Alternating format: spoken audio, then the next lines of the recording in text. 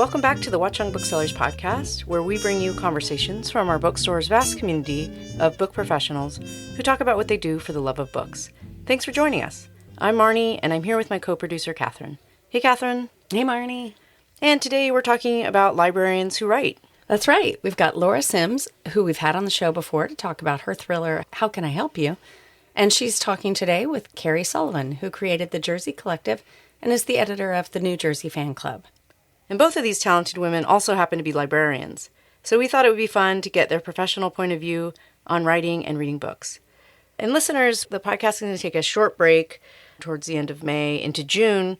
We're going to pause because we have graduation happening in Montclair and also some other things happening with the store and a long holiday weekend. Yeah, and we're going to take that time to get some new episodes together and also get some more plans for writing workshops and our writers group, which has to change a little bit because we are going to be having a new restaurant in the space that was formerly DePeppo. So let's introduce the guests. Laura Sims is the author, most recently, of How Can I Help You? A New York Times, Publishers Weekly, Book Riot, and Crime Read's Best Book of the Year. She works part-time as a children's librarian in Millburn, New Jersey. And Carrie Sullivan is the founder of Jersey Collective, one of New Jersey's most popular Instagram accounts. The project has over 34,000 followers and has been featured by the Asbury Park Press, New Jersey Monthly, CBS Philly, and News 12 NJ. Her writing has appeared in McSweeney's, Catapult, Podcast Review, NJ Indie, and elsewhere. She's from Monmouth County, but now lives in Essex County. Enjoy the conversation, and we'll be back after to fill you in on what's coming up in the store.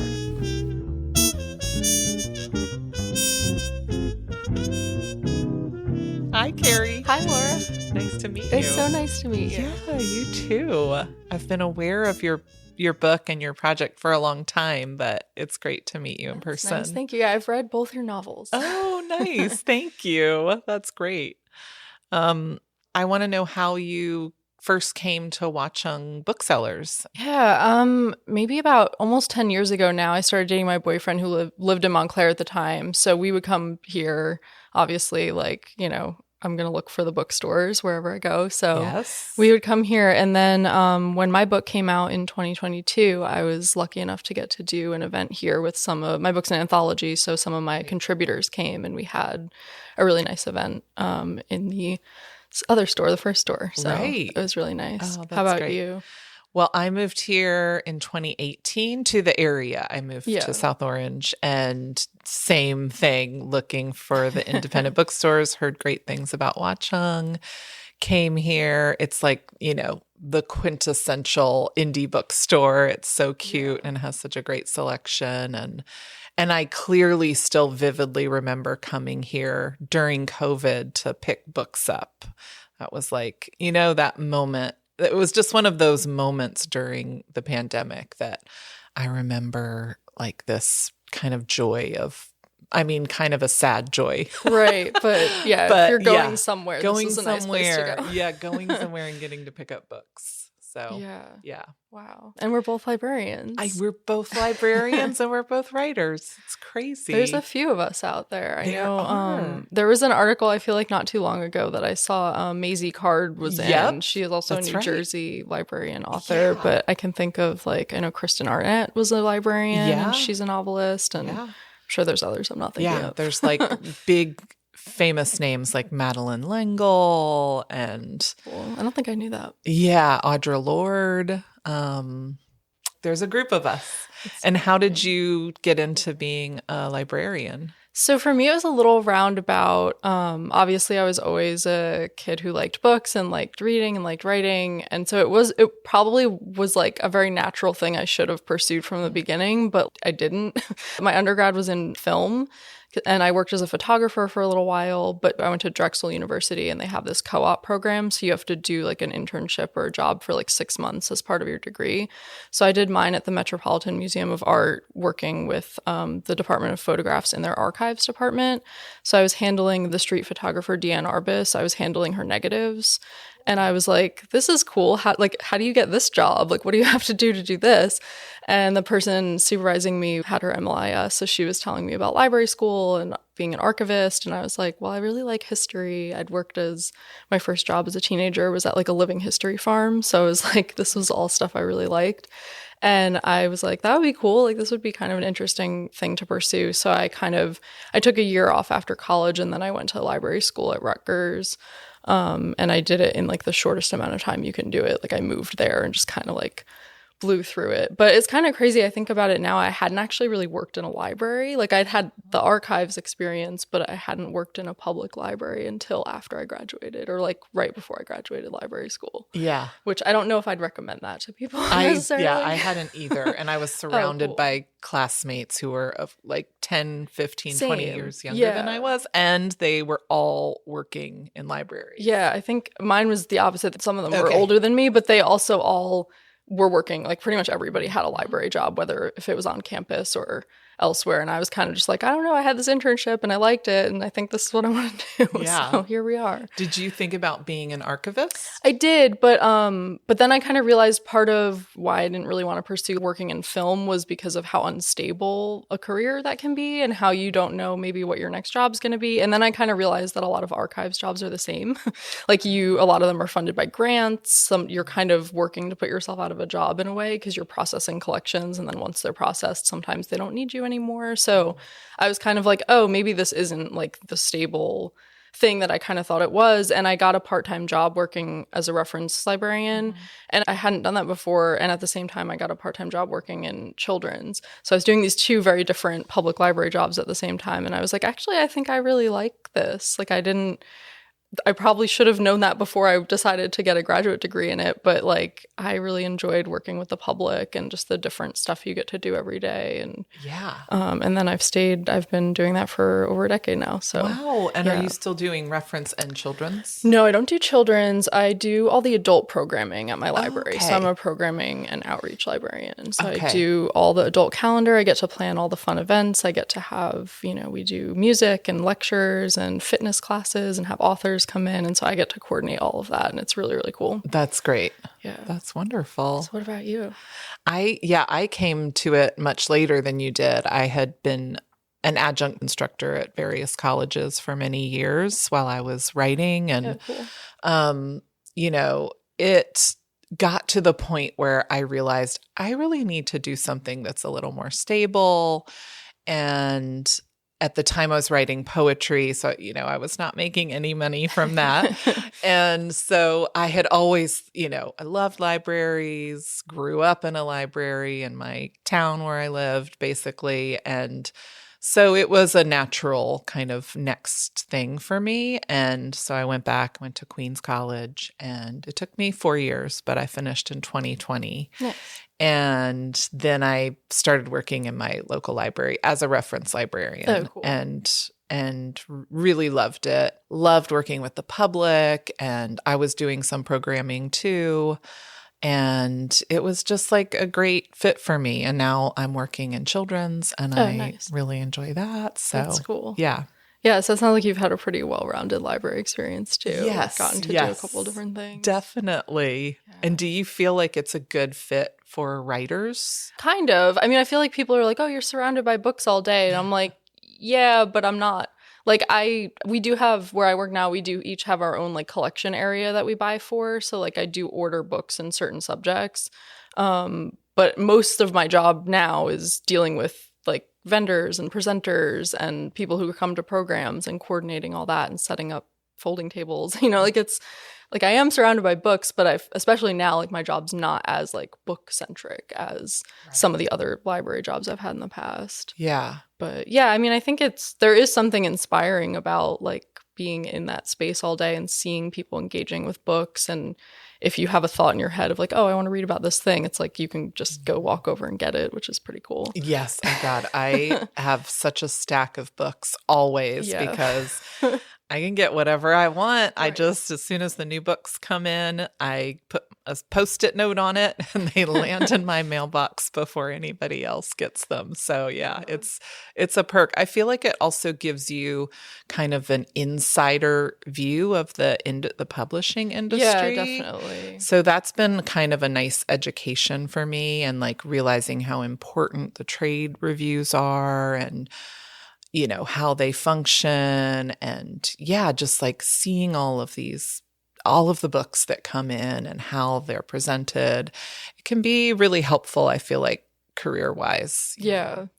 Yeah, and I mean, your previous novel you set in a library, so. Yes, and that too. So yeah, you can also actually use your work in a book. I feel like it would have been impossible not to use the library, especially a reference job. As you know, you come in contact with all sorts of people and fascinating questions and circumstances. So as soon as I started working reference, I was like keeping notes in a notebook of interesting interactions. Yeah. No, I definitely did the same, like wrote down questions that people had asked me. Especially, I don't do as much reference now.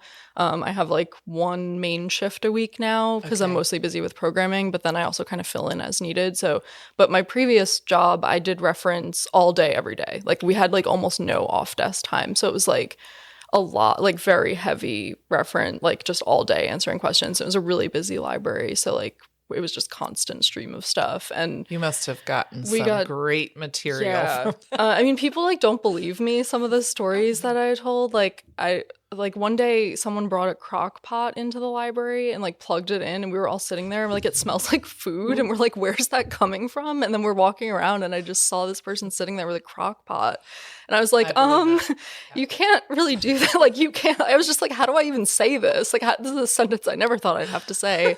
You can't have a crock pot in here. Like, oh my gosh. And then just we'd have people call for their horoscope every day. People call for the weather. People like there were some things that you had in your novel that I was like, oh, I've talked to this person on the phone. Yes, yeah, you probably have. Like I know this person. Oh my gosh, yeah, it is. There is some incredible stuff. I had a friend write to me like a year after the book came out. And he texted me and he said, look, when I first read the novel, I thought it was outlandish that there would be this man watching pornography in the library.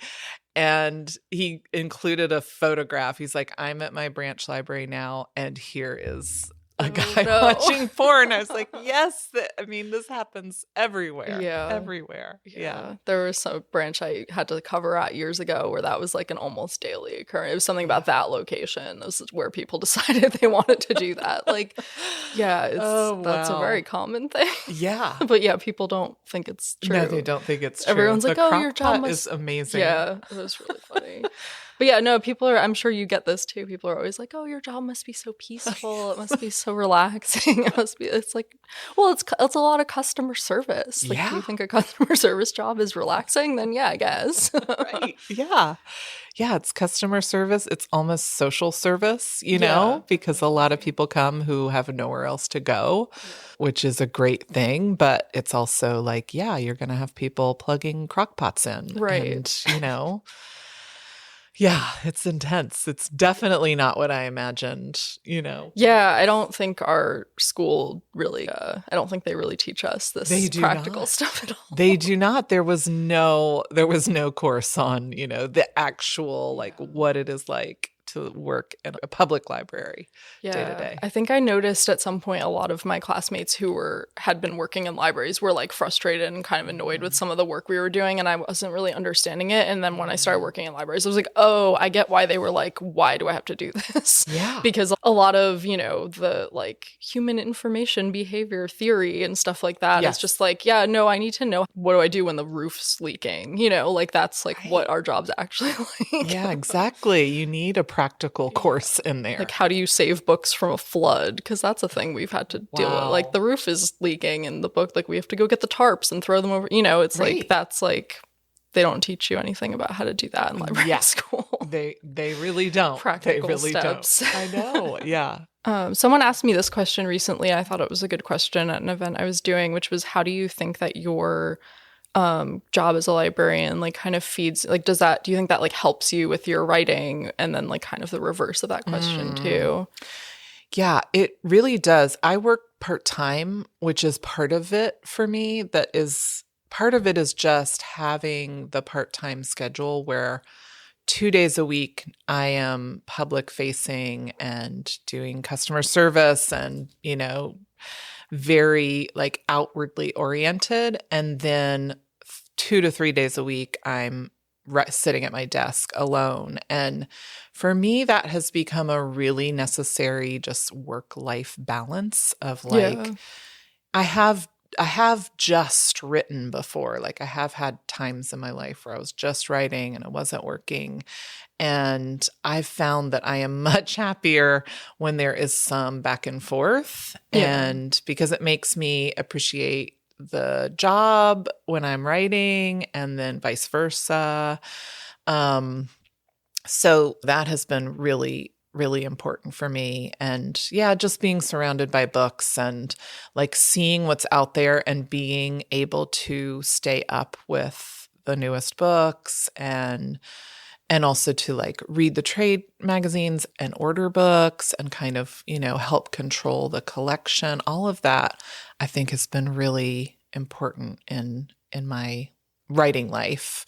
And I feel like I approach the job differently than a lot of my colleagues because I'm a writer and because I see like, I don't know exactly how it manifests. I always think about when we do weeding and weeding for me, I love weeding because I'm super organized. So I love to like clean out the dross, but at the same time, I'm grieving as I'm like getting rid of these books because I see my own book's future, right? Like at some other library. So I don't know, it adds this kind of dimension to it that I don't think I would have if I weren't a writer. That's interesting. Yeah. What about you? Yeah, I think so when I did my book, which was the editor for my book was an anthology, so I was coordinating with all these different people. So I definitely saw a lot of parallels between that and being a programming librarian, especially because I had to kind of keep people to a schedule. I had to reach out to people and I had to know who like interesting people were and kind of find them. And a lot of that is kind of what I do at my job too with programming is like finding presenters and inviting them in and kind of having those conversations and, budgeting and all this stuff. So it was a lot. I feel like a lot of those skills are really transferable and also just being like an organized person and having spreadsheets for everything and keeping a calendar. Like I think both those things are important with both of my lives. But yeah, I think with, as far as like you said with weeding, I also have a trouble with that sometimes because like I know how much work goes into it, and not that someone who didn't make a book doesn't understand how much work goes into it, but it is hard to see it and be like, wow, this is someone's like whole life for a little while. And we're just gonna get rid of it now. But yeah, I kind of keep my life's very separate in a way. Like they're starting to mesh a little more just because it happens over time. People know more about you and they're like, oh wait, you do these other things too. But I kind of, even in my book bio, I don't mention that I'm a librarian. And I kind of wish I had, but at the time I was like, do I want people to know this about me? Like, it's like, do I want people to like try and figure out where I work or whatever. Like it gets, show up at your desk. Yeah, like I'm just like I feel like I'm kind of accessible when I'm at work because we're a public space and we're there to serve the public. So I was kind of like, do I leave this off? I do thank my library colleagues in my acknowledgments. So like, it isn't totally missing, but I didn't mention it in my bio, and it's only more lately, like a couple years later, my book came out in 2022. That I'm like, oh, I kind of wish I put that in there. I think you should going forward because the other plus is that libraries will just order your book if you're a librarian writer and they know it, That's true. I do feel like it gave my book this boost of like having the library world kind of I mean, I remember seeing it because I don't know if I first saw it in a trade publication like Publishers Weekly or something, or where I heard of it from. It's hard to remember because it's like, wow, it's a New Jersey author that lives sort of near me and also a library related thing, right? And she's a librarian, so it was like very much like I saw it and I was like, well, that is a book I need. That's right. But anything helps, right? Yeah. It also, I think, gave it a credibility, too, because it was like, oh, this is a book about the library world, but the author's actually a librarian. So this isn't going to be – it's not like reading a medical book about someone who, a book that takes place in an ER by someone who never worked in an ER, where you're going to be like, how realistic is this? Like I saw it and immediately was like, oh, this will be probably pretty accurate. And it is. Yep. Although one of my worst Amazon reviews was somebody who gave it 1 star and said, don't say ambulance worker, say EMT. Like that, I had not been authentic enough in that little like piece, because I didn't know. That's really funny. That's funny. Yeah, people will find anything. Oh, yes. Oh, yes.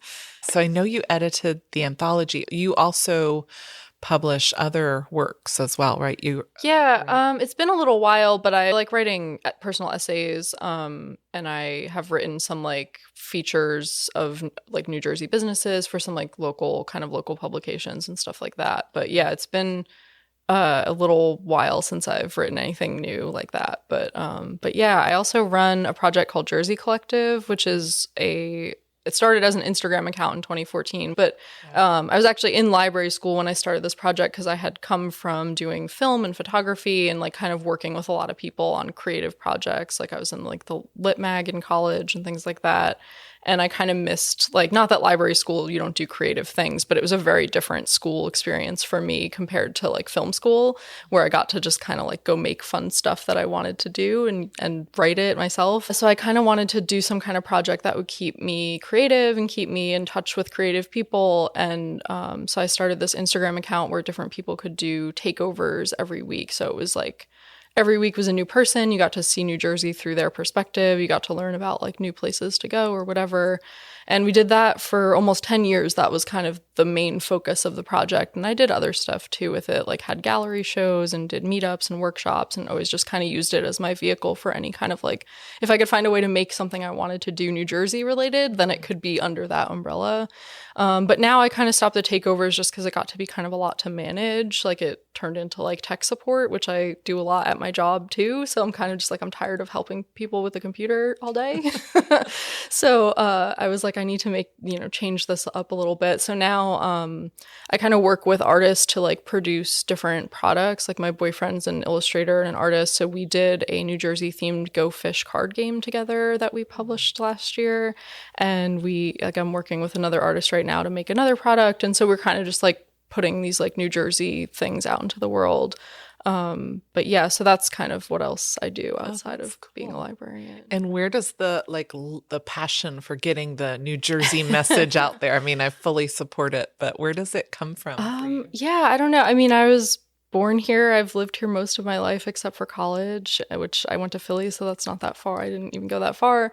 But yeah, I don't know. There's something about it. Like, I don't think there's other states where people get like crapped on as much as we do. And just also like, we have Weird New Jersey. So it's like people really like rally behind New Jersey stuff. And it just, I was reading those magazines since I was a kid and just really like getting excited about them. So I don't know, it's just something that's stuck in my head. And any way I can kind of find something to like, a way to like make something drilled down to like something more niche is always interesting to me. Like I like really specific books, really specific podcasts and things like that. And so just like finding a way to be like, oh, I want to do this fun thing, but like, can we just like make it a New Jersey thing and really celebrate like local stuff and get local people excited about it. But yeah, I don't know. It's a hard thing to explain. No, I know. No, that was a great explanation. Are you from New Jersey too? I'm not. I'm from Richmond, Virginia. Oh, okay. But yeah. So we moved here. We moved to New Jersey from the city, like so many people in 2018. But we have loved it. We were, those people who were like, oh my gosh, New Jersey. And then moved here and were just stunned by all the beauty. When my son was younger, we would do a lot of day trips around the state, and just, there's so much here that people don't know about. We're just, New Jersey's associated with like smokestacks and The Sopranos, and like there's so much more. So it's great that you're out there educating people. I do my best. And what do your colleagues think of your work, like your writing? And I didn't tell a lot of them that I had a book until like right when it was coming out. Some of them knew, but my director where I still work at the when my book was coming out, I think she found out from a New Jersey Monthly article. I was like, oh yeah, surprise. I have this whole other thing that I do outside of work. But yeah, I think more of them know now too, especially like when the book came in, because we ordered it obviously for the collection. And so it was like sitting in the processing, and someone from the processing department was like, is this did you write this? Because there's no picture of me on it. So, it's possible it was someone else with the same name, but I was like, yeah, that's my book. But yeah, no, I think, I work with so many, like, librarians are so cool. Like, everyone I know who's a librarian is really cool and really interesting and, like, does really interesting stuff. And everybody is really interested in, interesting things and has a lot of hobbies, and everyone's so well, like, traveled and well read. And so it's, yeah, I think we're all really cool. So we are all really cool. I like to think that the actual library workers are just as interesting and quirky and everything as the patrons who come in, some of the more interesting patrons who come in. And do you deal in your library with like book challenges or? We've had a few the last couple of years. That's definitely become a little more of a thing, unfortunately. A lot of my friends who work at other libraries have also been experiencing that too. Yeah.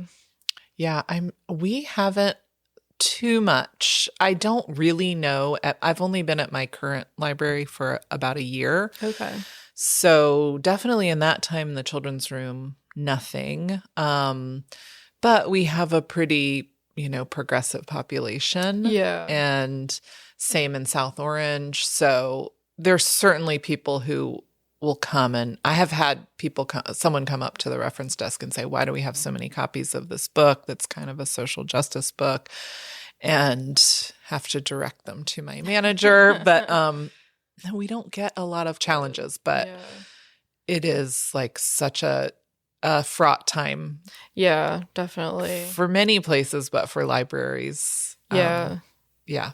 Yeah, no, we've been fairly lucky. Like, it hasn't been too many and it hasn't turned into too big of a thing. And then once, people didn't really like bend to certain things that people were asking, it kind of went away. So yeah, knock on wood, it's staying away for now. Right, But yeah, it's just an interesting how people don't understand like what our purpose is either. It's like libraries are supposed to be for everyone. So we have things for everyone.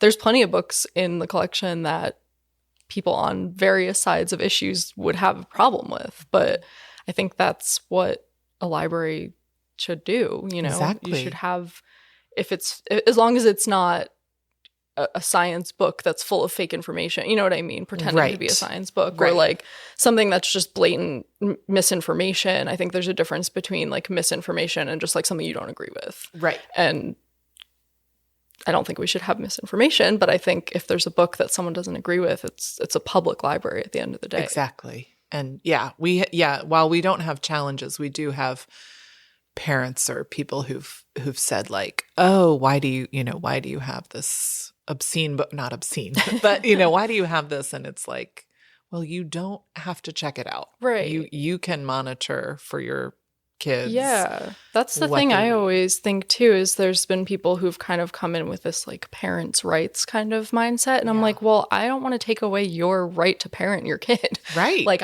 Please do. It's not my job to tell you what books your kid can and can't read. Like, some people want their kid to have access to these books that you don't want your kid to read. And that's fine. Mm-hmm. Like, that's, this building's for everyone. It's for the whole community. Right. It's not just for you and people that agree with you. So what do you think is the best? I know people are trying to think of ways to support libraries and other institutions that are kind of under attack right now.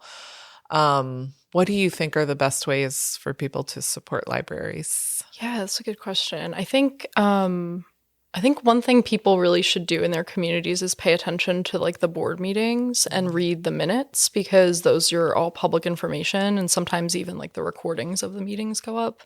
But I think people should just be aware of what people are talking about, because if there's a challenge or something in your community, like it's probably going to be in the agenda, and then you can maybe go and lend your support and say that you don't want the library hiding books away or taking books off the shelf that other people might want. And yeah, I think people just need to pay more attention to what's going on. Mm-hmm. And just use the library too. Like, go there, take out some books or whatever.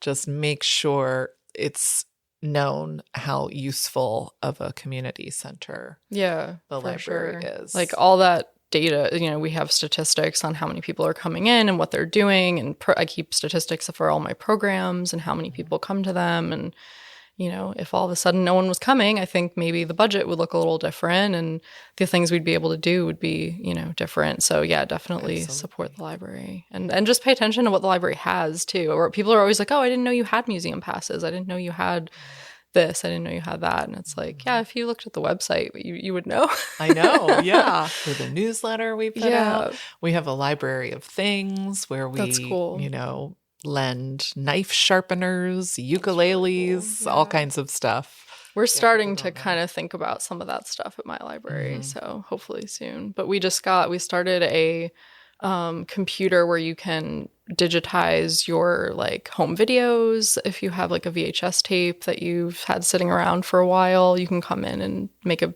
digital copy of it and convert it to a different file. So that's been kind of fun thing for the community. Yeah, that's very useful. Yeah. A lot of people coming in with like their wedding videos and stuff that they haven't seen in like decades, and it's been fun for us too to get to look at some of that stuff. That's awesome. People definitely need to be aware of everything that we have and support it and use it because it's for you. Yes, absolutely. I mean, our children's room is like the number one circulation in our library consortium. Oh, wow. So we see a ton of traffic. Yeah. And whenever people say to me like, oh, kids don't read or, libraries are not, I invite them to come to our library on a Saturday morning and see that, oh my gosh, actually, you're very wrong. I never know what to say when people say that because it'll happen all the time where I'm just like meeting someone in a different context. And they're like, oh, I'm a librarian or I'm a writer, depending on, usually I say librarian. But when I mention these things, people are like, oh, wow. Yeah, no, people don't really read anymore. So good for you. And I'm like, what? Like, what are you talking about? All the time. All I see all day. I mean, maybe it's a skewed sample, but I'm like, all I see all day is people coming in to get books and asking about books and like, and I mean, even just the fact that we text each other all day, we are all reading all the time now. There are different forms. But like when the kids who come in want objects too. They don't want ebooks. There was all the fuss about are ebooks going to replace books, and I see young people like they don't want ebooks. They want like to hold something and read it. So. Especially a lot of the books that kids are drawn to, like graphic novels and things like that. It's like it doesn't translate as well on a phone. It's really nice to be able to like look at the whole thing at once and hold it and appreciate the colors and everything. Definitely. Yeah, that's actually one of the things that I deal with the most in the children's room is parents who are like, I don't want my kid just reading graphic novels, or I don't want them reading graphic novels at all. And, having to say like, oh my gosh, graphic novels are amazing. Yeah. They are not like comic books that we had as kids. Like just encourage your kid to read whatever they love. Right. And then they will love reading. Yeah. Don't like force them to do something else. And even if they just become graphic novel people forever, they're still, it's such a sophisticated art form. Like you have to read a graphic novel, you have to be able to not just read the words, but look at the images and understand how they relate to each other. And sometimes there's little like jokes that happen visually. It's like, it's very sophisticated. It really is. I know. And beautiful. Like that was one of the things I wanted to do in my anthology was include graphic memoir little pieces. There's a bunch of little comics in my book because that was something that I really like to read. Graphic memoir, especially, I think is really interesting. And I really wanted to include that in the book. And I think that's like very impressive and very, I would read a whole just anthology of just graphic memoir little essays would be really cool. That would be great. Yeah. Have you read anything good lately or anything you're excited to read soon? Yeah, I have read some great books already this year. I really loved Meg Howry's book, They're Going to Love You, a novel kind of about the dance world and the AIDS epidemic. And it's just beautiful and like very different and unexpected. I loved that. I do love horror. Oh, cool. Yeah. And I loved Old Soul by Susan Barker, which came out earlier this year. It is such a beautiful book and it's terrifying. It's kind of a vampire novel, but like in this really different and beautifully written way. So highly recommend that. And I just finished Northwoods by Daniel Mason, which was absolutely gorgeous. And I loved that. And nonfiction, I loved Monsters, A Fan's Dilemma by Claire Detterer. It really helped me clarify my thinking. It's about, what do we do with the work and the art of mostly men who have been convicted of various crimes or canceled. And it really helped me clarify my thinking around that. I love that book. It's so great. It's so like approachable and readable and I don't know, but so complex at the same time. Yeah, the cover I feel like probably scares people off because it makes it seem like it's going to be maybe a little more like hard to read and like kind of but it's very nuanced. Like you said, it's very approachable. It's a very nuanced approach to that whole question, which is such a tricky question. Cool. And how about you? I read a book not too long ago that I really liked. It's called The Age of Deer. Erica Hauser was the author, and it's a nonfiction book about deer, like from all different angles. Like the writer talks about like the history of how people interacted with deer and like cave paintings. I just picked that book up at work the other day. It has a really nice cover, which is how I came to it because I was like, oh, this looks cool. Yeah, they are. People are always like, don't judge a book by its cover. I feel like the covers, like so much work, especially like being an author, like we know like how much work goes into that and how much thought goes into the cover and like it's people's whole jobs. So it's like, you should judge a book by the cover. Like they're trying to tell you something. They're trying to communicate something to you. But I really liked that one. It was really fun to read and really interesting. And then another, of course, nice perk we have as both librarians and authors is getting advanced copies of things. And so I'm currently reading an advanced copy. Chloe Caldwell has an essay, nonfiction book called Trying that's about trying to get pregnant and talks about infertility but it's also she's a writer and so she also talks about like writing process and it's been really interesting to read so far. That's great. Yeah, that's the other thing I forgot to say when you were mentioning covers about being a writer in a library is you understand, like a writer in a bookstore, you understand the importance of covers. And like what makes somebody pick something up. So I'm working on a cover for my next book with my editor and agent right now. And we've been like, writing back and forth and sharing images and stuff. And it's just like given me a lot of clarity around, what goes into a cover and how important they are. Yeah. I think there's also something too about being a librarian when you have a book coming out. It's like there's this mental shift you have to make where it's like, this is a product now. And I think it's hard for a lot of people because it is so personal too. And I totally understand that because I have a lot of writer friends. And I think the first book especially, it's really hard for a lot of people to be like, what do you mean I don't have control over this, and this anymore, And I think maybe it's something about that was a little easier coming from a librarian perspective where it's like, I see so many books. Like I know it's, they're all special to, everyone, but it's also like, bookstores too. It's like they have to sell it. People have to want to pick it up. So it's like you kind of have to start thinking about it in a little bit of a different way. Yeah, that's true. You need to learn. It helps you learn to let go. Yeah, probably like more this quickly. Isn't my thing anymore. Now right. It belongs. Yeah. out there. Yeah. However terrifying that is. Right. And are you working on anything new right now? Not writing wise, but through Jersey Collective, I have a couple new things coming out. I'm also organizing through Jersey Collective, organizing a statewide independent bookstore crawl that's going to be June 7th and 8th. So there's like 45 stores on board. And I'm trying to like cut it off now because we have to start printing. It's going to be like a guide, little piece of paper people can bring from store to store during that weekend and get them marked at each location. And then there's a bunch of raffle prizes that like each store you visit is an entry into the prizes. And I've seen this. Thanks. I've seen it happen like at a lot of cities. Like I was traveling last year and I saw one of the bookstores we went to in Austin, Texas had a postcard for this like Austin book trail. And I was like, why doesn't anyone do this in New Jersey? And then of course, once you have that idea, you're like, oh, I have to do it.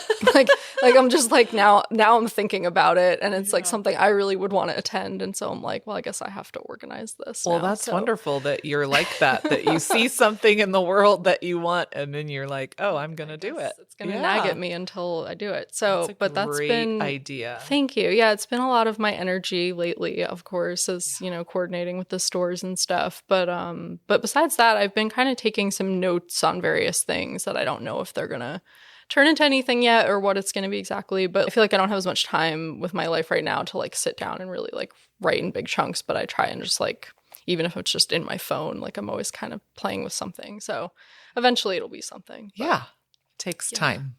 What about you? I mean, you just said you're working on a cover, so that's exciting. Yeah. So I finished and sold a novel in November. And I don't know, writing that one was very hard for some reason. And like, it was just kind of brutal. And so for whatever reason, extra brutal, I should say. It's always like kind of brutal. But, and so when I finished it and turned it in, I like just took 3 or 4 months off and did nothing. And I feel like it was so helpful because then now I'm working on something new that I'm really ready to work on because I like took this break and but and now I'm starting to do edits and finished edits but doing copy edits for the new novel which comes out next summer and it's called The Man. Oh, cool. And it's very dark and it has to do with a photographer. So when you mentioned Deanne Arbus, I was like, oh yeah, she was a little bit of the inspiration for my main character. Oh, cool. I'm excited to read that. So, yeah. Very nice. It was great talking to you, It was so Carrie. nice to talk to you and so nice to meet you. You too. Thank you, Laura and Carrie, for being on the show and for being wonderful librarians. Next Thursday, May 29th, we are hosting Stacey Ross, sharing her memoir, Searching for Slippers. And on Thursday, June 5th, we host Amy LaRocca to talk about her book, How to Be Well, a deep dive into the wellness industry. You can get details and purchase tickets for all these events through our newsletter, show notes, or at watchungbooksellers.com. The Watchung Booksellers podcast is produced by Kathryn Counsell and Marnie Jessup, and it's recorded at Watchung Booksellers in Montclair, New Jersey. The show is edited by Kathryn Counsell, and original music is composed and performed by Violet Mujica. Art and design and social media by Evelyn Moulton. Research and show notes by Caroline Shurtleff. Thank you to the staff at Watchung Booksellers and the Kids Room for all their hard work and love of books. And thank you for listening. If you enjoyed the show, please like, follow, and share it. You can follow us on social media at Watchung Booksellers. And if you have any questions or ideas, you can reach us at wbpodcast@watchungbooksellers.com. We'll see you next time. Until then, for the love of books, keep reading.